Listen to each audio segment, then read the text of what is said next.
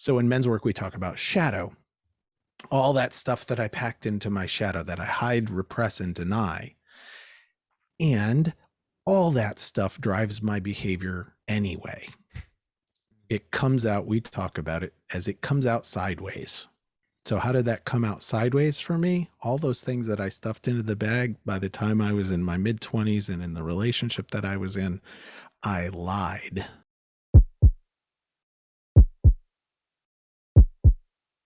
Boom, we're live.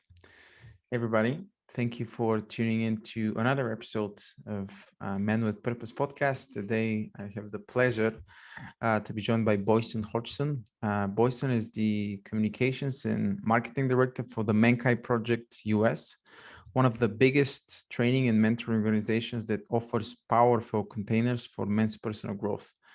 Boysen has been involved in men's work for more than 15 years now, and has authored the new Macho based on his work with the Mankind Project. Boysen, thank you very much for doing this. Pavel, it's good to be with you. Thank you. Pleasure's all mine, sir. I think we did mention before that you were already hosting another conversation about holding space. So maybe let's just do a quick check-in and see what's present for you right now. Thank you, Boysen Hodgson, checking in. In my body, I have excitement right up around my heart. I have some little bit of fear, nervousness in my belly, gratitude. I've been I was co-hosting a conversation for the last 90 minutes, and I am continuously amazed by people's ability to check in. And the other thing is that I get to keep learning. There's joy in my face. I get into these conversations and people I've never met before show up so beautifully, and I learn stuff from them. So I was just learning, getting good stuff in the last 90 minutes. So enjoy that. And it's fall in New England in the US, and that's my favorite time of year. I'm in. I'm checking with a lot of gratitude as well. I'm quite actually looking forward to this conversation. So let's just dive in straight away. I'm curious. You really strike me as a man who is quite at peace right now with, I think, especially with what you're doing. And I know we had a conversation before that as well. And for people that are wondering, I'm curious, what was your life like before you found, I guess, men's work, and what was that kind of chapter of your life looking like?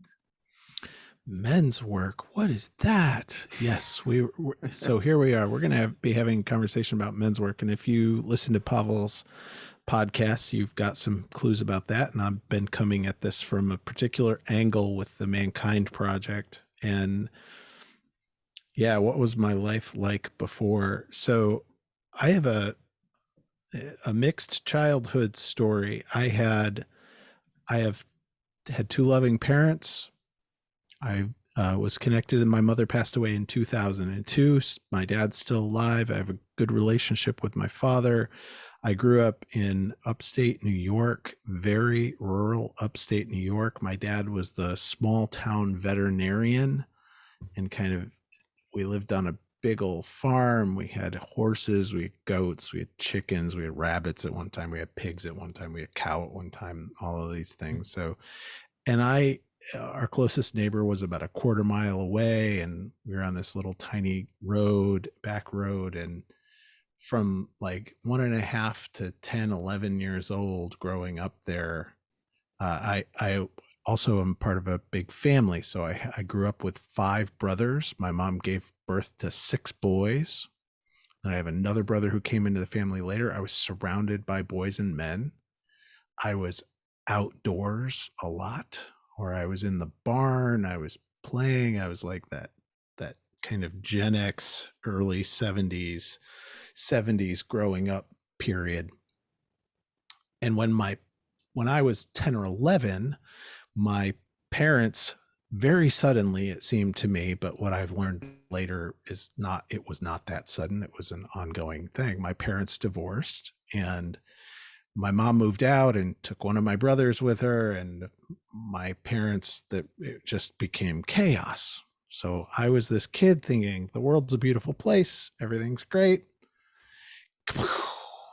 Wow. And that, so from that period of time, my father very quickly remarried someone much younger than him, and that went on, and then he divorced again, and he remarried again, and divorced again, and remarried again. My mother remarried, had a relationship, divorced again, my mother remarried. So this was my experience from the age of, pre-adolescence through my adolescence. My mother became a born again Christian during this time. So yes, I'm 13 years old, 14 years old. My mother is now taking us to church all the time, and I'm going to Jesus camp, and I'm doing all this stuff. I learned a whole lot of lessons about what it meant to be a man from that perspective. I learned I was a lot like my dad, very charismatic, very friendly, very easy to get along with. Doors were always open to my dad. And the message I got from my mother, don't be like your father. So I started to shut down from that. I put on a mask of, I'm going to do everything right. I'm going to get good grades. I'm going to not get in trouble. I'm going to follow the rules. I'm going to please you. That was my mom and my dad. I'm going to please everyone around me. I'm going to not be a whole lot of things, right? I'm not going to be some of the things that made my dad not so great back in those days. And I took that on. And that got me through high school. That got me through, not happily, but that got me through high school. That got me into college. That got me into my 20s. And by the time I was in my mid 20s and in a relationship, a long-term relationship, what I kind of started seeing very clearly is that all of these choices to please other people and wear the mask and be good and just be friendly and not feel angry and not express what I actually wanted and repress all of the shame and hurt and sadness and anger that I had felt from the time I was 11 had left me in a place where I was in dead end work, in a relationship that was not satisfying for me and certainly not satisfying for her either. I had no friends. I barely had a connection to my family. I was miserable, late 20s man. But I had done everything that I thought was right. I thought that I was supposed to be getting the rewards of being a good kid, of being a good boy, being a good man. And instead, I was miserable and isolated and alone and depressed and angry. That's how it was before I found men's work. Wow. Yeah, thank you for being so exhaustive. I'm not sure if that's the word, but in your answer, but really going to greater. Talking a lot, you mean? No, to go that deep. Maybe it's worth for people that are listening right now to take a deep breath and maybe see if any of that actually reflects or hits a string for them. I know it did certainly for me. The people pleaser has been an overarching theme for me as a young boy. Let's be people pleasers, and this is how you get things from other people. And therefore, when you do it, and all of a sudden you have some expectations, and those aren't met. Whoa! Now what is happening? As if you've just been unplugged from the matrix. You're like, what the hell just happened? Maybe can you, I guess, explain to people who are also resonating with with this people pleasing, because that seems to be a very big, or one of the big themes in this whole nice guy isn't it? I think we're seeing in some men today. Yeah, I think I'm still And what's so cool is now 18 years later, right? I'm still a nice guy. And I also know what I want. And I also have the ability to express when I'm not happy and the ability to share what I want with other people and the ability to say what's actually true for me, what's actually going on. And that I think I repressed, right? And it goes along with a lot of the kind of man box stuff that a lot of us are raised in, right? What we can experience and what we can't experience. We're allowed to express this, but not express that. And a lot of that, big boys don't cry, and then later man up kind of messaging that I took on, the way that expressed in me was, you're not allowed to feel hurt. You're not allowed to feel pain. You're not allowed to feel angry. You're not allowed to have desires. That was kind of my expression of it. And I think that there are a lot of men like me out there who learned similar lessons, right? We learned similar ways of handling the world. And what I heard you say was, if I do this, I get good stuff, right? If I do this, I get cookies. Yeah. And that was super true for me. There It's are kind other of invisible checkbox. We need to go through all of it, thinking there's going to be a particular outcome. Yes, right. If I do this, and this, then I'll get the cookies. And what it turned out is that didn't happen for me, right? And I needed to learn how to be honest with myself and other people. And that was really freaking hard. It was really hard for me to learn to be honest with myself and others. Because that putting on the mask meant that I was living a facade that was kind of out of control, like I didn't know how to tell the truth about what was going on with me. And I think that is true for a lot of men. And I think as boys, we are encouraged. And I think we're desperate. I think the culture is desperate right now. I think as boys, a lot of boys today, and young women also, we are encouraged to build two lives. We're encouraged to live the outside us, persona us, and then the secret us. And the secret us gets started with pornography and addictive behaviors and hiding and secrecy and being one way with one group of people in a totally different way with a different group of people, and those kinds of like building a double life, which is toxic to our brains. It's toxic to how we develop. It's toxic to us as human beings to be, we want to be and deserve to be fully integrated, fully expressed, to have all of our emotions.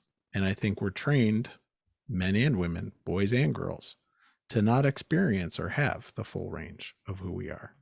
So that was very true for me. I certainly can identify with a lot of the things you're saying, and never thought about it this way, that we are encouraged, whether it's by society, whether it's by parents directly or indirectly, consciously or unconsciously, to kind of have a split in our personality. Things that maybe there's a lot of shame and guilt around it, but we still have an urge to kind of express it: video games, drugs, pornography, alcohol, whatever addictions, fill in the blank. Then put on the facade that is maybe seems like it's comforting, but inside we're actually aching. We're in pain. And yeah, it's a common thing. It's a common thing for a lot of men, I think. Do you think that's, and I understand it's a big question, it's quite complex. Do you think it's because it's probably multidisciplinary thing, where you have probably culture playing a certain role, maybe parenting, yes, and it's kind of goes on and on and on. Yeah, I think there's so many different factors that are all self-reinforcing, right? And there may be some aspect of just of biology and genetics and hormones and genetic inheritance and those things that we are born with. And then my opinion is that most of what I see in men is stuff that occurred not because of their nature, but because of nurture, because of the environments that they were born into and the environments that they grew up in, and the influences that happened to them. And in men's work, so that split, right? That stuff that we feel that I felt shame and guilt and needed to hide and all of those things, right? We talk about shadow work. We talk about, in the kind of Jungian sense of the shadow, the unconscious self that we deny, that drives our behavior nonetheless. And so Bly, who's kind of a, one of the grandfathers of this kind of men's work space, mythopoetic men's work, talked about the long bags. So I learned, don't be angry.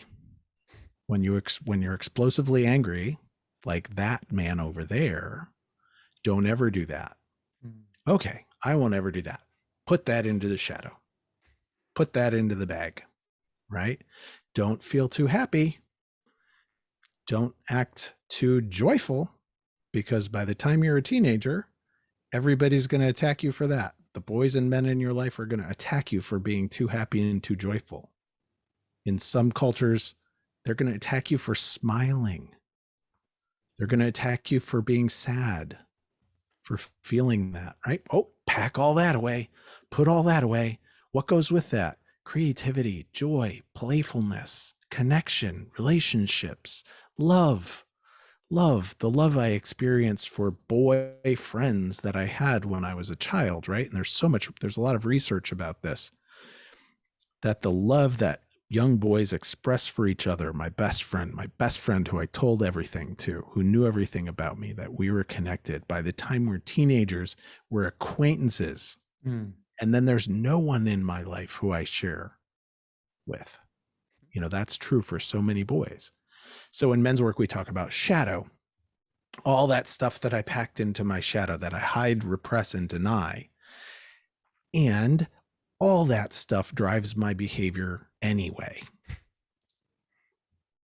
It comes out, we talk about it as it comes out sideways. So how did that come out sideways for me? All those things that I stuffed into the bag by the time I was in my mid-20s and in the relationship that I was in, I lied. I was dishonest about what I wanted, dishonest about what I was feeling, dishonest about most things that were going on. Right? I was not accountable. I was defensive. I didn't take responsibility for the impacts that I had on other people. I didn't follow through on my word. All of these things had impacts, and I was full of guilt and shame. I was ashamed all the time. The shadow will come out sideways. As much as I try to repress it, it's going to come out.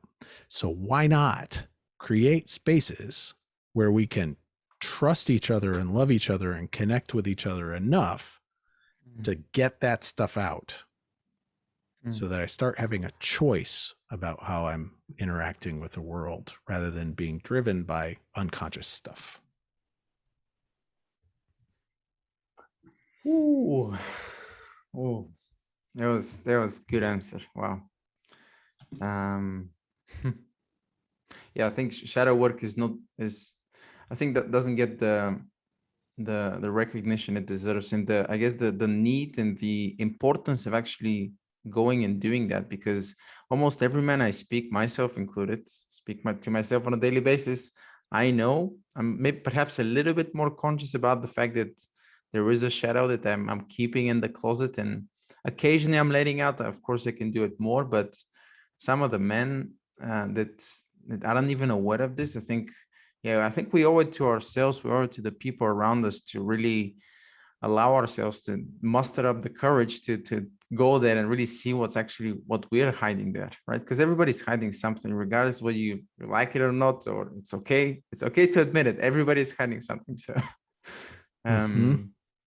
Yeah, I think it's important to put a little bit of time aside and maybe go to the new warrior training adventure and see what comes up for you there. I'm certainly going. I'm going in Sweden in November, so it's going to be an interesting event, I think. Woohoo. Yes, Woohoo! that intensity. Find a space. Find a space Mm, for that intensity. And definitely for me, I had known about Mankind Project. I had known about the New Warrior Training Adventure. I'd known about it for a while, and I have brothers, multiple members of my family have all done that weekend, participated in MKP in one way or another. And mm, I kept saying, nope, nope, nope, not going to do it. Not going to go there. Not going to do mhm, it. And what I knew was I was just scared to death of that. And I knew that it was just going to have an impact on my life. I knew my life was going to change mm, mm, when I went there. So I put it off and put it off and put it off for 7.5 years. And finally, after I got into one-on-one therapy mm, with a woman who was, Nancy, was beautiful and helped me start to be able to at least recognize that there were some truths that I wasn't speaking. Right. mm. And that helped me move out of the relationship, and then got to a place where I was dating the woman who is now my wife of 16 years. Saw myself starting to do the same exact shit that I had done in my previous relationship: Mm. withholding, emotionally withdrawing, denying intimacy. That's a toxic behavior that I did a lot. Like, she would come to me like looking for intimacy, looking for connection, looking for, like, not demanding of anything, just looking for intimacy, and I would deny it, push it away. Wow. That So I started to see that and recognize that I had to do something and needed to do something about it. And I knew about the New Warrior Training Adventure, and there we go. Uh, and my 17-year-old just came to me to ask if I wanted anything. That's amazing. Of Wow. course. Wow. Here we are. So I went to that New Warrior Training Adventure, and the core of that process is a shadow carpet work. We call it guts work. Mm. Surrounded by other men in a large container of men whose one focus is to help you get what you came there for you to unpack a piece of that shadow that you've been repressing from yourself and the people around you. And I got the experience of being fully embodied, body, somatic, breath, body, movement, muscles, What is that? all that stuff that stays stuck in me, right? It's Mm, all in my body. Fully embodied and fully emotive in a way that I had never been in my life. Bring me who you are at 100% intensity. mm, And then I got to, not only did I get to experience that for myself, but I got to witness that for 25 other guys. wow. I got to witness and support men touching parts of themselves that they had been hiding from themselves probably most of their lives.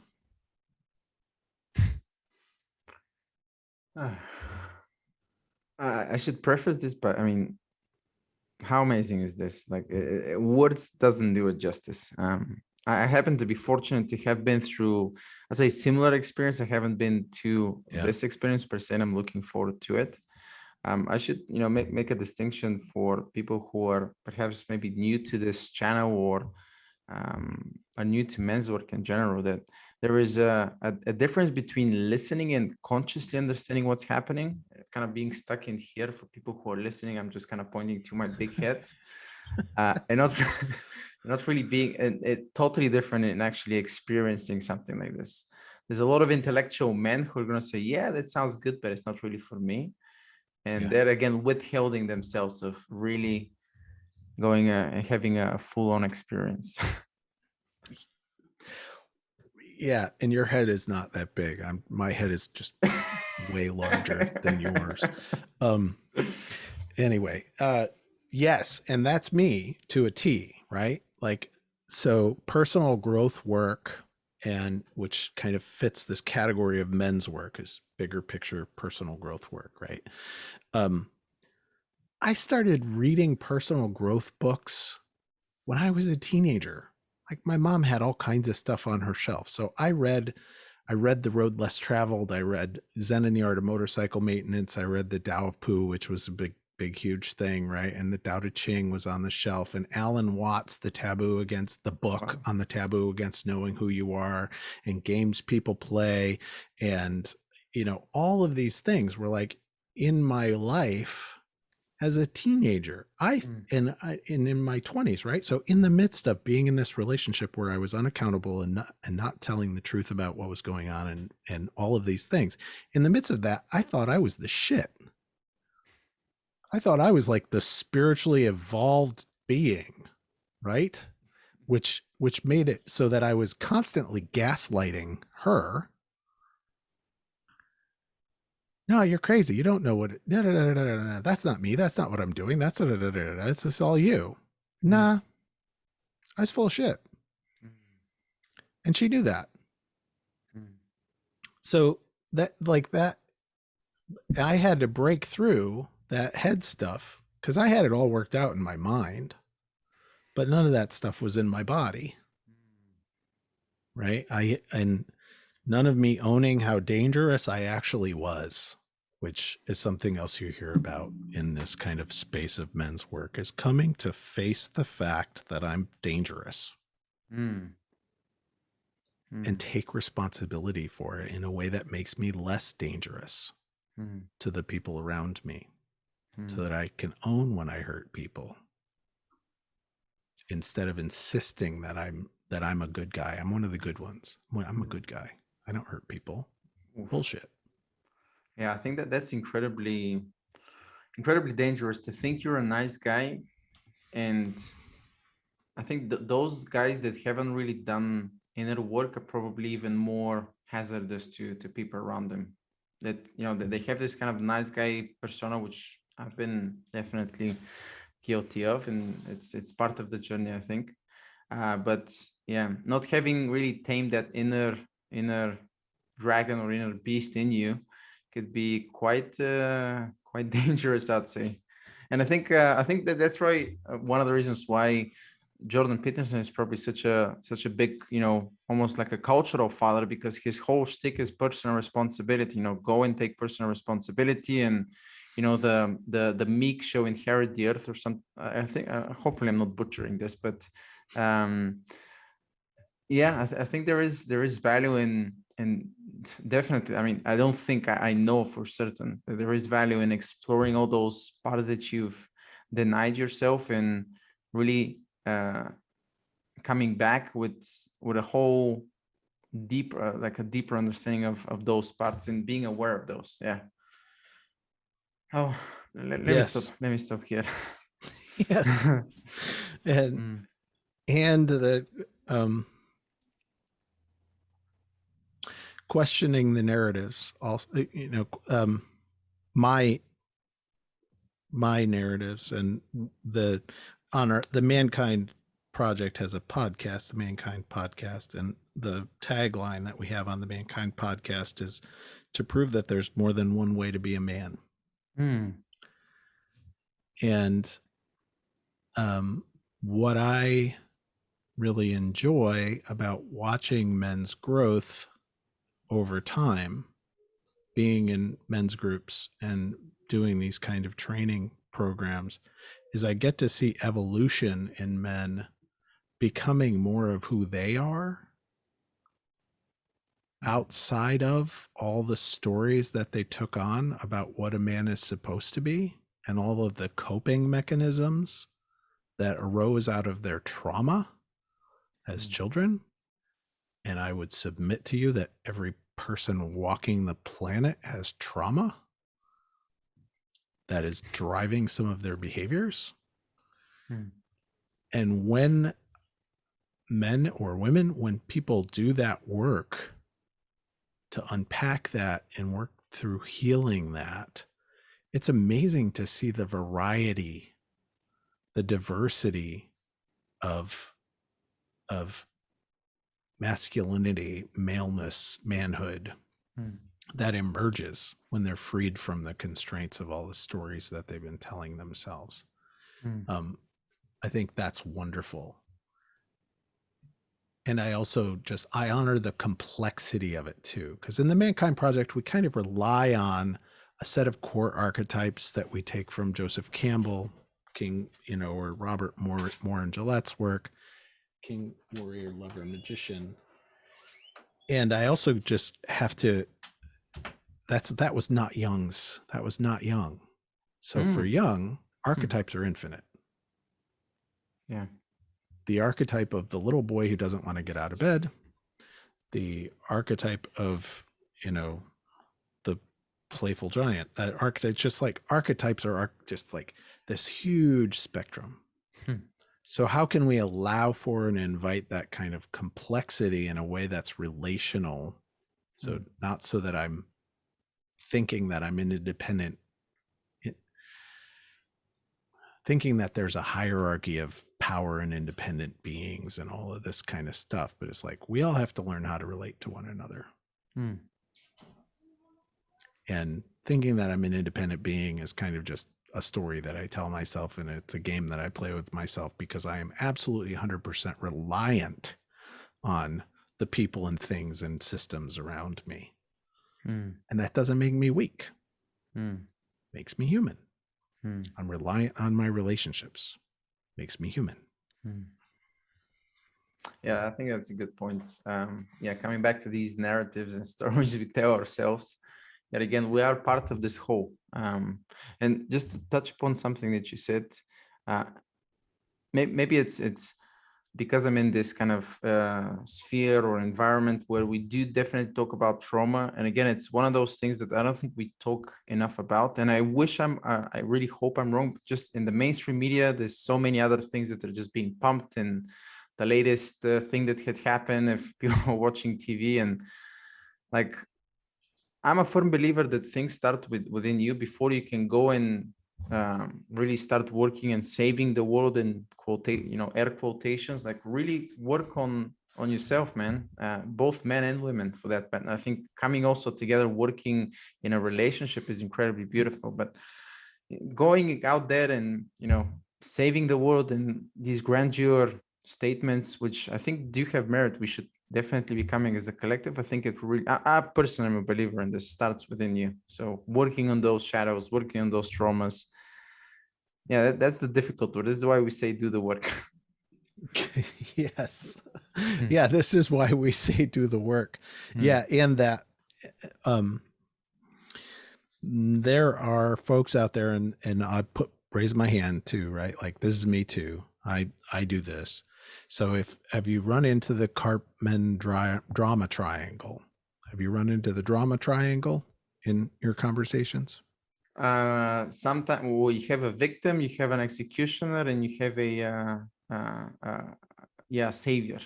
Real close. Yes. Victim, Okay. persecutor, rescuer, Okay, right? persecutor, that's the one. All right. The victim narrative and the victim play, the three poles of the victim play. Hmm.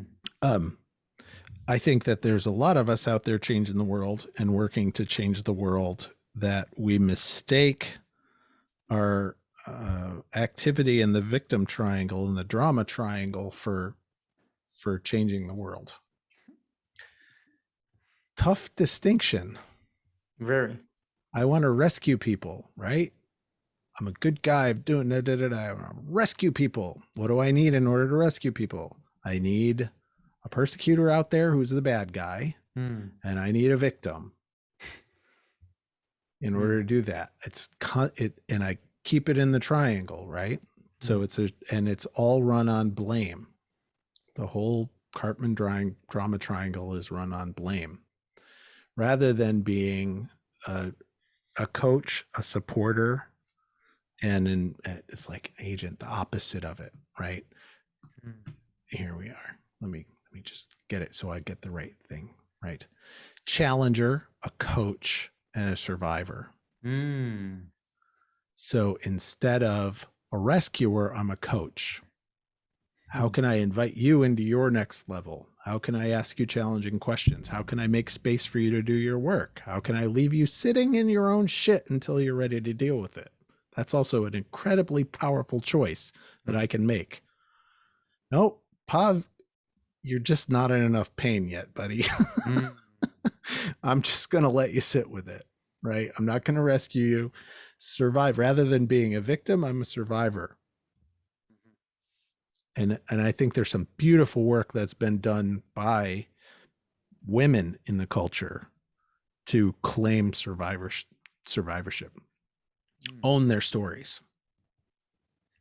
And I think that some of us want to say, oh, they're just claiming a victim narrative, blah, blah, blah, blah. And sometimes they are, but they're also claiming survivorship. No, I'm not going to do that again. You know, that's me too. No, I'm not going to put myself there again. I've survived that. I don't want to do that.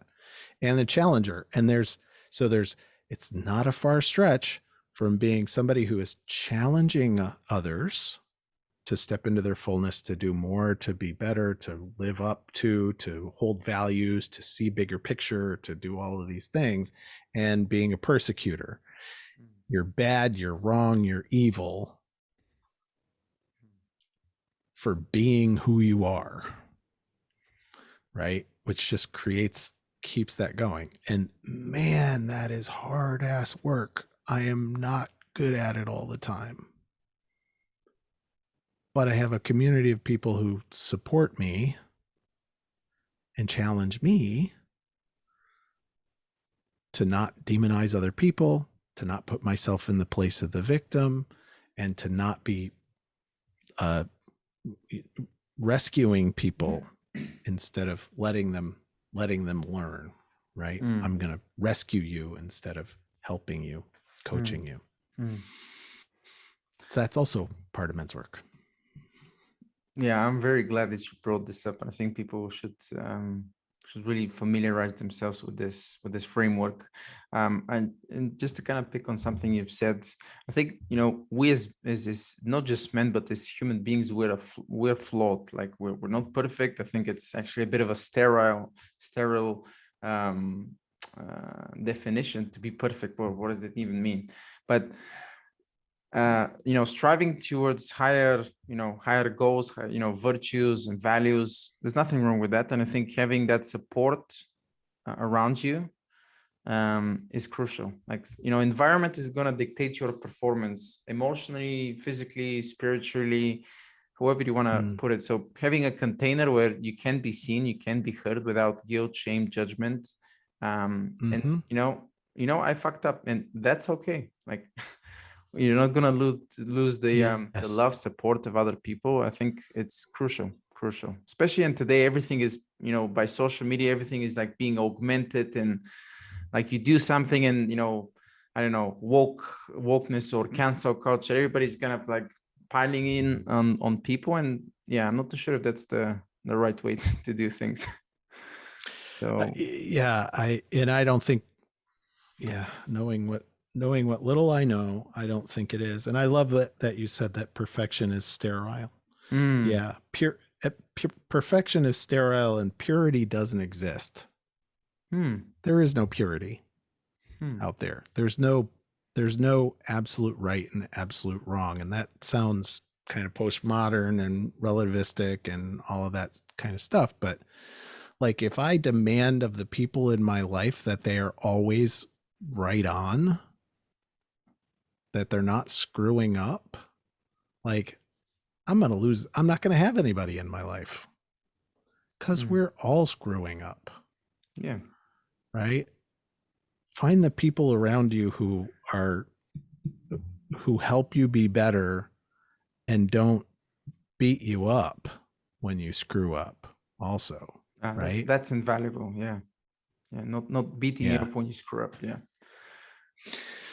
Yeah. And men's work, say the other real, not a lot of people have this space, and go find this space, man, woman, go find this space, go create this space where you can go. So something that has been so valuable to me in having a men's circle is that sometimes I don't need to fix it. I don't need to do anything radical with it. I'm just going along and doing my thing. But you know what? I need a place to go and bawl my eyes out and scream.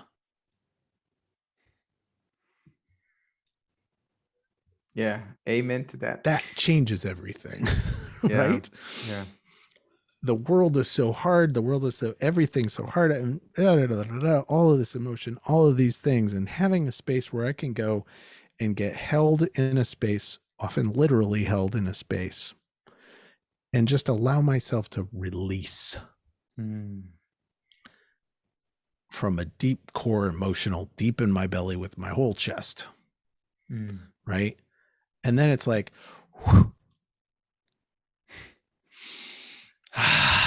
back to the world. Wow.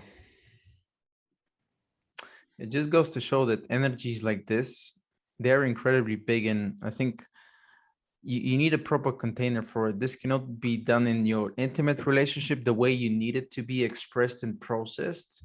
So yeah, like what are you supposed to do? Well, one way is to exactly go in a container and do just that. Totally. Yeah. Yeah. Yes. I think that's, No, please continue. just to say that this is a really big energy, and most people, I think, because they're just scratching the surface, especially the nice guys. I'm afraid of being angry. I'm not supposed to be angry, and then they're just kind of scratching the tip of the iceberg. What is underneath? Oh boy! Oh boy! Oh boy! What is happening there? Yeah. Yes. What is underneath? What's happening there with a clear intent of not getting stuck in it, not reinforcing any self-justifying stories that I have, or, victim stories that I have. I'm, not getting drowned in all of that stuff, but having a space to get big that's outside of outside of my marriage and outside of my relationship with my kids. And my wife's a great container. My wife can hold a whole lot.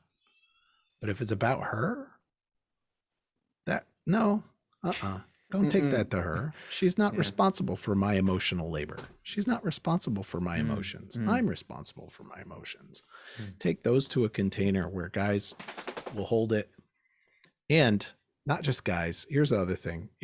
I've met some amazing women who can absolutely 100% hold the space for this kind of stuff. Absolutely. Who have learned how to shake it off, who have learned how to hold containers for men, and vice versa. I've met men who can hold containers for women to do the kind of deep emotional work that we need to do. So yeah, I'm not a purist. Again, I'm not a purist. I don't think men's work can only get done with men. I don't think women's work can only get done with women. And I think there's value in both of those things. Yeah, I think that this is actually a theme that it does keep coming up when I speak to most men on this podcast, and they're saying, yes, it's good to have a desexualized space, meaning only men, only women. But here's the not even a kicker, but here's kind of the crucial bit that most of the men are actually saying, I really hope that in the future we've kind of really built the consciousness in both men and women that we come together and we work together on those things. And yeah, I'm hopeful that we can do it in a structured, in a manner which is emotionally healthy. Let's put it this way. Yes, absolutely. And I think that there are containers out there that are doing that. I feel hopeful about that. I think that, and it's work, right? It's work to create those kind of spaces and maintain them. It takes a level of commitment and willingness to own our impacts, own our stuff. Wow. Right, we really are advancing in time. I wanted to ask a lot about like role models and the fathers that play the role in that. So maybe perhaps in another episode. Maybe one question before we kind of wrap up, because I want us to really shed a light on something that isn't talked about enough. This kind of emotional health and getting together with other men and talking. So for the boys that are, growing up right now, maybe some of them are listening to this or will listen at some point. What can we do to impact, future generations, or, the younger adolescents, both boys and girls, so they don't have to necessarily deal with some of the things that we're dealing right now? I hope that I, as a father and a 50-year-old man, getting older, 50-year-old man with a lot of positions of privilege in society and culture, I hope that I can model spaces where young men, young women don't feel like they have to censor themselves and create spaces where they can say what they need to say without being judged. And they say in a program connected to MKP called Voice to Men, listen, admire, mentor, and bless Wow. the young people around us. And in therapy context, I'm also validate. That totally makes sense that you would feel that. I really hear that. That totally makes sense. And again, I think that we as role models have a responsibility to not demonize children for making mistakes. And when children, there's that saying, children will not do what you say, but they will certainly do what they see you do. And when I go around hating on, demonizing others in the world, actively demonizing others in the world, kids see that. My kids see that. And they believe, then they learn that it's okay. It's okay to make people into devils. I think that's really unhealthy for us as a culture. Okay. I think that's a good way to wrap up the conversation for now. Maybe we'll have an episode 2 in the near future. Man. Yes, we will, because you're going to go off to the training adventure and then you're going to come back, and then a few months from now we should get together and see how that was. Sure. Let's do that. Let's do that. For people that want to know a little bit more about you and they resonate with your energy, with your wisdom, where can they find more about you? Find me on, you can find me on any of the social platforms, but Twitter at Boysen, Boysen, and find the Mankind Project. And this is more important. Go find men's work. Go find your circle. Go find your group, right? Mankindproject.org. There we go. All right, boys and girls, ladies and gentlemen, thank you for tuning in to another episode. Yeah, go follow Boysen. I'll be sure to definitely do a follow-up on how the new water training was for me. And I think we'll do another episode, Boysen, soon. Thank you very much, Pavel. I enjoyed it. Likewise, sir. Thank you very much, everybody. See you in the next one.